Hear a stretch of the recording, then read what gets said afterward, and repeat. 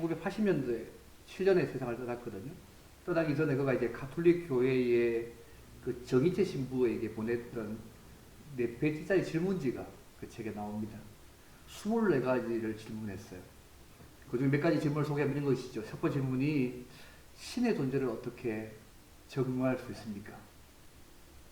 두 번째, 신이 존재한다면 왜 자신의 존재를 똑똑히 드러내 보이지 않습니까? 신을 정말 인간을 사랑했다면 왜 고통과 불행과 죽음을 주었습니까? 죽은 후에 영혼은 죽지 않고 천국이거나 지옥으로 간다는 것을 어떻게 믿을 수 있습니까? 마지막 질문이 지구의 종말은 뭡니까? 이게 곧 죽어가는 고 이병철 회장이 정의재 신부에 본 24가지 질문 중에 몇 가지 정도입니다.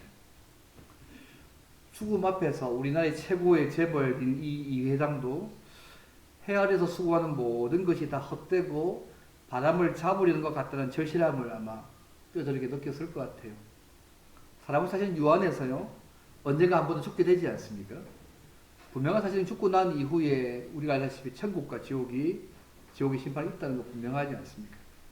그래서 믿는 자만이 영생에 이르게 된다는 것을 이 책에 보면 크리스찬 철학자로서 가슴에 와는 답변을 우리에게 얘기합니다. 그 이병철 회장이 마지막 순간에 병상에서 믿음을 갖고 하늘나라로 떠났는지 그는 주님과 자신만이 알 뿐이겠죠. 그러나 분명 우리가 알아야 될 부분은 중요한 것 같아요. 사람들이 지옥을 가는 결정적 이유가 다른 죄 때문이 아니라 예수님께서 십자가에서 우리의 모든 죄를 대신 져주셨는데 이를 믿지 않기 때문에 그들이 천국을 가지 못하는 부분이라는 것을 성경 명확하게 얘기합니다. 그리고 요한복음 16장 9절 이렇게 말씀하잖아요. 죄에 대하라 하면 그들이 나를 믿지 아니함이라고 주님이 말씀합니다. 분명히 경고하고 있습니다. 우리가 한 주간 예수님의 고난과 십자가의 죽으심을 기억하며 고난 주간을 지켰습니다. 그리고 오늘 수난 예배를 함께 드리고 있습니다. 요즘 생각에 예수님의 고난과 십자가의 그 죽으심을 너무너무 많이 들어서 어쩌면 이제는 너무 많이 들어서 피상적으로 내 속에 이해가 있고 감사와 감격과 기쁨이 사라져가는 매너리즘에 빠져 있는 것은 아닌가라는 생각이 한 번씩 할 때가 있습니다.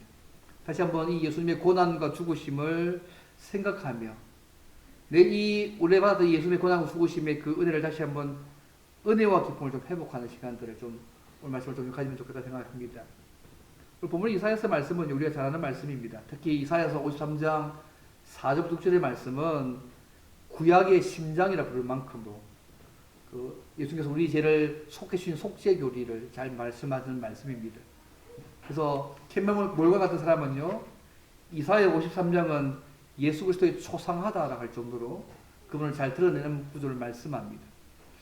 근데 여러분, 유대인들이요, 이 이사야서를 읽을 때의 재능이 뭐냐면, 오늘도 그렇게 하지만요, 52장 12절까지만 읽습니다, 유대인들은. 여러분, 우리가 성경을 보시면 53장의 내용이 52장 13절부터 시작되거든요.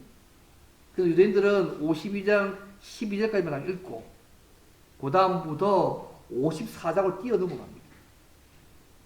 왜 유대인 신학이 유대인 랍비들에게 물어봤어요. 유대인 신자가요, 유대인 랍비에게 왜 53장을 읽지 않고 뛰어넘느냐? 여러 가지 이유가 있는데 그들이 한 질문 중에 하나가 뭐냐면 53장에 나오는 메시아의 모습을 보면 고통을 너무 심하게 받는 정말 하랄 것 보잘것 없는 그런 존재로 메시아가 표현되어 있기 때문에 자신들의 메시아관과 맞지 않다고. 그래서 이 구절을 뛰어갑니다. 그래서 52장 13절부터 54장 띄워놓고 유대인들은 54장부터 있거든요. 또 다른 이유가 있습니다. 유대인 상당수가요, 이사야서 53장을 읽고 난 이후에 기독교로 개종하는 일들이 계속 있어 왔습니다. 그래서 이미 예수님을 메시아로 받아들인 유대인들이요, 그 사람들 보통 이렇게 메시아닉 유대인을 부르는데 이사야서 53장을 중심으로 다른 유대인들에게 예수 그리스도와 구원의 복음을 제시한다고 합니다. 어쨌든 이사야서 53장은요, 신자인 우리에게도 유대인들에도 아주 중요한 말씀입니다. 오늘 말씀에 크게 두 가지만 생각하면 좋겠습니다. 잘 아시는 말씀이니까 여호와의 종으로 오신 예수님이 왜 고난을 받으시고 십자가에 죽으셨는가? 첫 번째입니다. 예수님의 고난과 죽으심은 우리의 허물과 죄악 때문이라는 것이 첫 번째 부분입니다. 오늘 보시게 되면 이 여호와의 종인 예수님이 철저하게 낮아지는 그 모습들을 이야기하면서 그 고난을 당하는 목적들을 쫙 이야기합니다. 4절 보시면 그는 실로 우리의 질구를 지고 우리의 슬픔을 당하였거늘. 근데 우리는 생각하기를 그는 징벌을 받아서 하나님께 맞으며 고난을 당한다고 했다고 얘기합니다. 실제로 여호와의 종이 예수님께서 고난을 당하신 것은 우리의 질고와 슬픔을 대신 지신 것입니다. 그런데 그것이 우리 자신의 것이 아니라 이 종이 잘못해가지고 하나님에게 벌을 받는 것이라 생각했다는 것이죠. 이사야 당시나 예수님 당시나 오늘 많은 사람들도 그렇게 이해하는 사람들 많이 있습니다. 그래서 이곳에 오시면요, 그라는 말과요, 우리란 말이 계속해서 대조해서 계속해서 4절, 6절까지 계속 설명하고 있습니다. 그는 이렇게 했지만 우리는 이렇게 생각하고, 그는 이렇게 했지만 우리는 이렇게 되고, 계속 그와 우리를 계속해서 대조해서 오늘 본문이 계속 말씀하고 있습니다. 그래서 질고는요, 질병을 향한 고통이잖아요. 육체적 고통, 영적인 고통, 심리적 질병을 다 포함하는 말입니다. 또 슬픔이라는 것은요, 인생의 고난 때문에 주어지는 슬픔과 비애를 다 포함합니다. 예수님께서 친히 모든 질병과 고통과 슬픔을 담당하시고 병든 자, 실패한 자, 슬픔 당한 자의 고통을 그분은 다 없으셨습니다. 예수님이 이 땅에 계셨을 때요, 가는 곳마다 병든 자를 불쌍히 여기시고 치유의 기적을 베풀어 주셨습니다. 그는 우리를 대신하여 채찍에 맞으시고 온갖 조롱과 모욕을 당하시면서 십자가에서 고난당하셨습니다. 우리의 연약한 것을 친히 담당하시고 모든 질병을 그분이 우리 아시피 짊어지신 것입니다. 그가 실제로 행한 일과 우리가 생각하는 곳의 차이가 있습니다.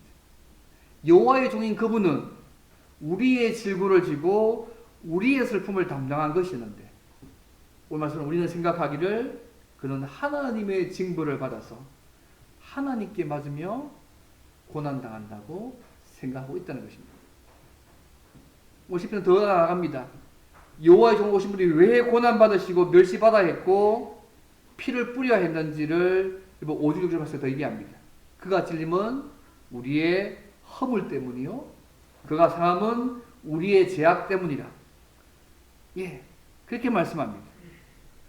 우리는 생각하기를 여호와의 종이 예수님이 자신의 죄로 인해서 고난받으며 하나님께 만난다고 생각했지만, 그가 하나님께 벌받는 진짜 이유는 저와 여러분의 허물과 죄악 때문이라고 오늘 보면 명확하게 말씀합니다. 이 십자가 사건이 왜 우리에게 중요합니까? 이것은 저와 여러분의 죄악, 허물과 죄악을 대신 짊어지고 죽으신 사건이기 때문에 이것이 오늘 우리가 의미 있는 거 아닙니까? 그렇지 않다면 이 십자가 사건 우리에게 아무도, 고난과 죽으심은 아무 없는 것입니다. 이 종은 죄가 없음에도 불구하고 백성의 죄와 허물을 대신 지고 상함과 찔림을 당하는 것입니다. 주님이 죽을 때 우리도 함께 죽었다는 사실들을 잊지 않으시면 좋겠습니다. 찔리고 상함을 받았다는 거, 고통스러운 죽음을 당했다는 거 아닙니까? 죄가 없었음에도 불구하고 그 당시에 가장 가혹한, 잘 아시는 십자가형을 선고받으셨습니다. 이 십자가형은 반역이나 정치범이나 흉악범들이 했던 잔인한 형벌은 아니지 않습니까? 십자가에 달려서 여러 날 동안 고통당하다가 서서히 죽게 하는 아주 참혹한 처형 방법입니다. 사람을 죽이는 그런 처형 방법 맞고 너무 잔인했습니다. 그래서 유대인들은 이 십자가형을 당한 자는 하나님의 저주를 받은 자라고 생각하지 않습니다. 근데 예수님께서는 군병과 유대인들과 강도와 심지어 제자들에게까지 외면당하셨고 모욕과 멸시를 당하셨고 가시멜령원 서시고 십자가에서 물과 피를 다 쏟는 고난을 당하셨습니다. 이것은요, 다 저와 여러분의 허물과 죄악 때문입니다. 이것이 점점 우리에게 약해지고 있는 느낌입니다. 그분이 죽으신 이유가, 고난당하신 이유가 나의 죄악과 허물 때문에 그분이 죽으시다는 부분의 감정들이 약해지지 않으면 좋겠습니다. 자꾸 생각하지 않으면 잊어버리고 너무 많이 들어서 그냥 타성에 젖어서 그냥 매너리처럼 들리는 것이 느껴지지 않으면 좋겠습니다. 여러분, 우리 인류의 모든 문제, 질병 문제, 다툼의 문제, 사고의 문제, 천재지변의 모든 위험의 문제, 전쟁 위험도요, 어떤 의미에서 우리가 지은 죄 때문에 근본적으로 비롯된 거 아닙니까? 그렇지 않나요? 성경 말씀에 이것이 모든 것 자체가 그냥 그 근본 밑바닥에는 우리가 지은 죄 때문에 비롯된 이런 일들입니다. 그렇죠? 성경이 말씀하고 있지 않습니까? 그래서 이 죄로 인해서 우리가 받아야 할 모든 형벌을 여호와의 종을 오신 주님께 하나님께서 담당시키신 것입니다. 죄에 대한 하나님의 진노가 죄를 지은 우리가 아니라 죄 없으신 예수님이 대신 담당하게 하셨습니다. 이 그분이 우리가 하신 우리의 속죄의 중요한 부분입니다. 이사야가 말한 대로요, 하나님께서 우리를 구원하시기 위해서 사람들에게 실어버린 바가 되고 십자가에서 당신의 목숨을 버리신 이 일들은요, 그 당시 세계나 지금 세계나 사람들이 듣지도 못했고 보지도 못할 사건이었습니다. 부모가 자식을 위해서 대신 죽었다는 얘기를 가끔 듣습니다. 하지만요, 우리를 구원하기 위해서 메시아신 그분께서, 하나님 그분께서 그리스도를 여호와의 종으로 보내어서 사람들이 그 얼굴을 볼 때 끔찍하게 놀랄 정도로 고난받고 십자가에 피 흘려 죽으셨다는 이 일들은요, 이 세상 어디에도 없는 일들입니다. 근데 이 일을 그분께서 우리의 허물과 죄를 속하기 위해서, 우리를 구원하기 위해서 그분께서 이 일을 하셨다는 것입니다. 우리가 믿는 이 예수 그리스도의 복음이 얼마나 영원한지 모르겠습니다. 그분이 죽기까지 하신 이 일들을 통해서 우리는요, 그 모든 죄의 대가들을 다 용서받는 거 아닙니까? 근데 더 중요한 것은요, 이 놀라운 소식 여러분, 깨달아지고 믿어지고 이해되지 않습니까? 그죠? 근데요, 이걸 깨달아지고 믿어지고 이해되지 않는 사람이 너무너무 많습니다. 이게 안 믿어진다는 사람이 너무 많습니다. 왜 거기 믿어지냐고. 정신 나간 소리 하지 말라고. 이것은요, 하나님의 은혜가 아니면 절대로 이분이 이 사건을 과거에 버려놓으셨지만 지금도 진행하고 있지만 이 사건이 나와 관계없는 사건이 될 수 있는 사건입니다. 그런데 하나님께서 은혜를 주셔서 과거에 있었던 이 주님의 이 고난과 십자가 죽으심이 오늘 나에게도 의미가 있는 사건으로 그분이 만들어 주셨다는 이 사실들이 얼마나 감사한지 모르겠습니다. 오늘 부산 인구도요, 미전동 종족 수준 아닙니까? 이런 거죠. 지금 한국이요, 미전동 종족 수준으로 예수님 교회에 점령되고 있습니다. 그 말 다른 말 얘기하면 점점점 이 예수를 믿지 않는 사람이 점점 더 많아진다는 얘기잖아요. 아이도 안 낳지만 믿지 않는 사람이 점점 많아지는 시대에 있습니다. 그런 상황 가운데 하나님께서 은혜해 주셔서 그분의 고난과 십자가 죽으심이 나의 허물과 죄악 때문에 죽으셨음을 믿게 하신 거, 깨달아지게 하신 거, 이해되게 하신 거 얼마나 감사한 일입니다. 날마다 이것이 우리에게 날마다 깨달아질 뿐만 아니라 우리의 속에 이걸 생각할 때마다 우리가 은혜가 넘치고 감격이 넘치고 감사가 넘치고 너무 기뻐 날뛰는 이런 모습이 우리 가운데 약해지지 않으면 좋겠습니다. 저의 모습을 돌아봐도 점점 약해지는 것 같아요. 자꾸 십자가를 자꾸 잊어버리고 기억하지 않으니까요. 자꾸 잊어버린 것 같아요. 우리에게 매 주일마다 예배를 주셔가지고 주님의 죽으심을 기억하게 계속 주셨고 성만찬 주셨고 어떻게 주셨음에도 불구하고 여러 가지 도구를 통해서 계속해서 기억을 말씀하심에도 불구하고 이 중요한 부분이 우리 속에 자꾸 잊어버리니까요. 감격이 식어지고 감사가 식어지고 헌신이 식어져 가는 것이죠. 누가 이렇게 얘기하더라고요. 사랑사역 가운데 토미 테니 아버지 이 사람이 이렇게 얘기하더라고요. 예수님의 십자가 보혈은 우리의 죄를 용서해 줍니다. 새 능력을 줍니다. 우리를 승리하게 합니다. 오늘도 우리를 보호하십니다. 우리의 질병을 치유해줍니다. 우리의 불행을 종식해준다고 그의 고백합니다. 그가 그의 마의 고백입니까? 이 십자가의 고난과 죽으심을 우리로 믿게 하셔서 우리 또한 동일한 고백과 감사를 주님 앞에 들을 수 있는 거 아니겠습니까? 그래서 이 예수님의 고난과 죽으심이 나의 허물과 죄악 때문이었음을 철저하게 우리가 기억하셔야 돼요. 나를 그곳에 두지 않으시면요, 이 사건이 우리에게 은혜가 되지 않습니다. 이 사건을 늘 기억하셔야지만 이것이 역사적 사건이잖아요. 과거에 일어난 사건이지 않습니까? 그렇지만 현재 오늘 저와 여러분에게도 의미가 있는 사건이거든요. 그렇기 때문에 이것이 나에게 은혜가 되고 감사가 되고 찬양이 되어지고 힘이 되어져 가는 것이죠. 하나님이 우리의 죄악을 해결하신 방법이요, 하나님 자신이 죽는 방법밖에 없었다는 사실을 잊지 않으시면 좋겠습니다. 딴 방법 아무것도 없었습니다.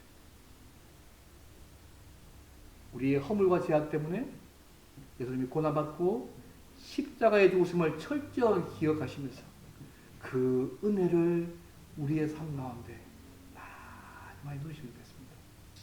이걸 생각할 때마다 은혜가 되시면 좋겠습니다.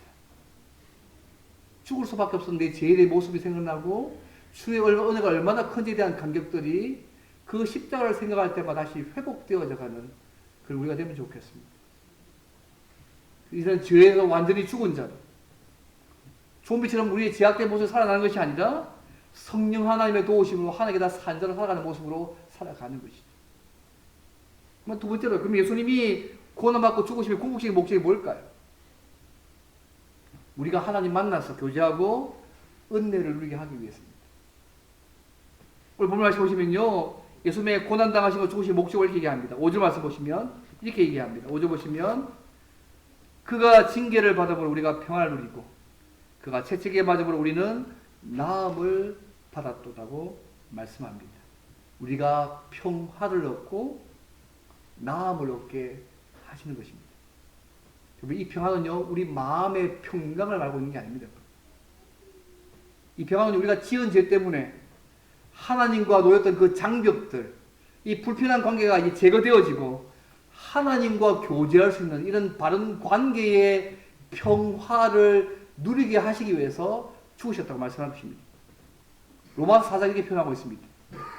예수는 우리가 범죄한 것 때문에 내줌이 되고 우리를 의롭다 하시기 위해서 살아나셨느냐. 그럼 우리가 믿음으로 의롭다 하심을 받았으니 우리 주 예수 그리스도로 말미암아 하나님과 화평을 누리자.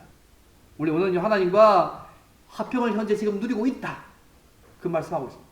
예수님의 십자가 사건이 지금 우리가 하나님과 현재 화평을 누리는 관계를 살고 있다고 로마서가 고백하고 있습니다. 우리가 이 예수를, 그분이 고난과 죽으심이 우리의 죄악과 허물 때문에 믿는다면 그 다음 우리 단계는요, 하나님과 평화의 관계의 삶을 우리가 누리는 것입니다. 이 속죄사를 믿고 있기 때문에 이미 하나님과 평안한 관계가 되었기 때문에 이제 자유롭게 그분을 만나고 교제하고 그 은혜를 우리의 삶 가운데 누리는 것입니다. 여러분, 이 은혜를 잘 누리십니까? 예수님 당시 악인들과 함께 십자가에 달리셨습니다. 사도행전은 그 목적을 설명하기를 베드로전서 2장 24절 25절 이렇게 말씀합니다. 그가 채찍에 맞음으로 너희는 나음을 얻었나니 너희는 전에는 양과 같이 길을 잃었더니 이제는 너희 영혼의 목자와 감독 되신 이에게 돌아왔다. 죄가 없으심에도 불구하고 그분이 죽으셔서 우리를 구원해서 영혼의 목자와 감독이신 하나님과 영원토록 교제하는 생명을 주셨다 말씀하고 있습니다. 그만 주셨나요? 저는 다윗의 이 고백이 재밌는 것 같습니다. 예수 믿고 나니 우리의 고백이요, 이 다윗의 이 고백이 좋은 것 같아요. 여러분, 시편 103편의 2절 이런 말씀 아세요? 내 영혼아 여호와를 송축하며 그의 모든 은택을 잊지 말지어다. 그래서요, 다시 왜 찬양하니 그 일을 하기를 그가 내 모든 죄악을 사하시며 내 모든 병을 고치시며 내 생명을 밤에서 속량하시고 인자와 긍휼로 관을 씌우시며 좋은 것으로 내 손을 만족하게 하사 내 청춘을 독수리같이 새롭게 하시나보다. 이것은 다윗만의 고백일까요? 오늘 우리에게 주어진 예수님의 고난과 죽으심을 통해 회복된 우리에게 주어진 혜택이기도 하지 않습니까?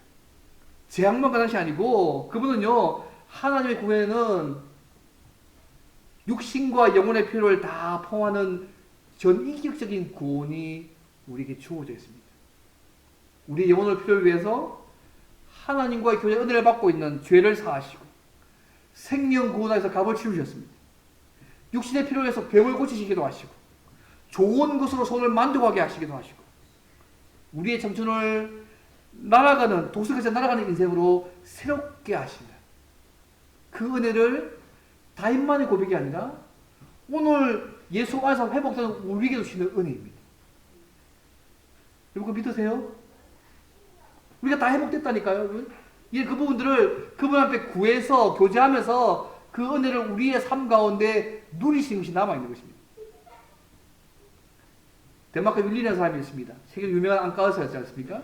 눈병을 고치는 데는 세계적 인물이었습니다.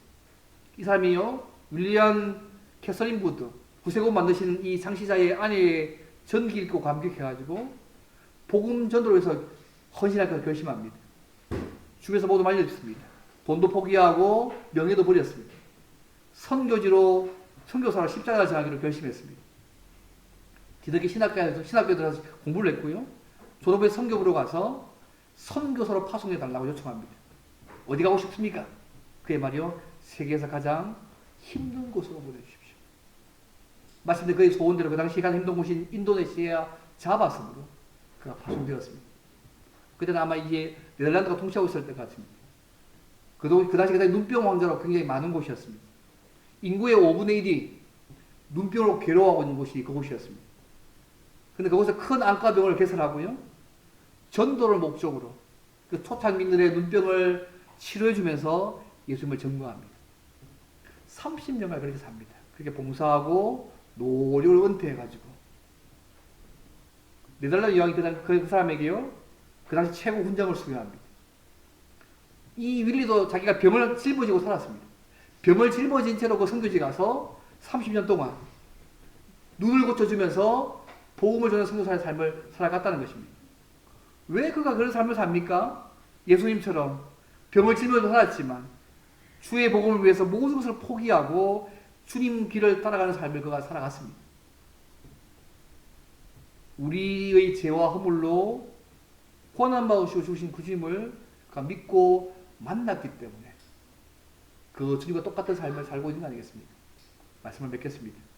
사랑하는 성도 여러분, 예수님께서 우리의 죄를 담당하기 위해서 고난받으시고 십자가에 죽으셨다는 것을 붙잡는 사람답게 십자가란 말만 들어도 가슴이 떨리고 받은 이 은혜를 늘 기억하고 하나님을 만나고 진한 사랑의 교제와 평화를 날만 누려가는 우리의 삶이 되면 좋겠습니다.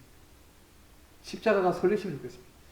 십자가만 생각해도 은혜가 되어지고 십자가만 생각해도 그 은혜 때문에 하나님과 교제하는 마음이 생기고 교제하고 그 평안을 날만 누려가면 좋겠습니다.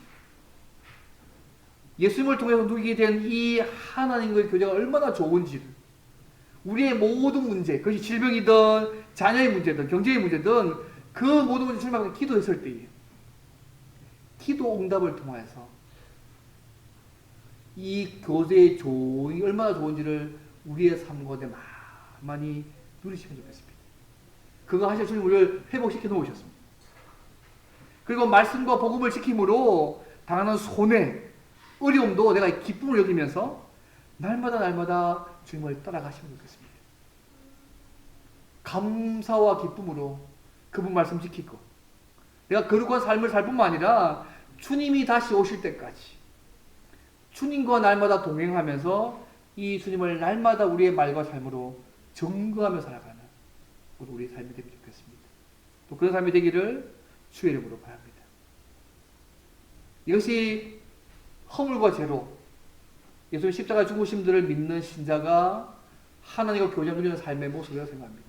우리 순환 지내고 있는데요. 이것이 우리에게 기쁨과 감격 시간이 되면 좋겠고요. 주님을 향한 깊은 교제와 기쁨이 넘치는 시간이 되면 좋겠고 주를 향한 헌신과 따라감들이 기쁘고 즐겁고 행복하게 따라가는 그런 힘을 얻는 귀한 시간이 되시기를 주님으로 바랍니다. 이 시간 함께 찬양 하나 부르고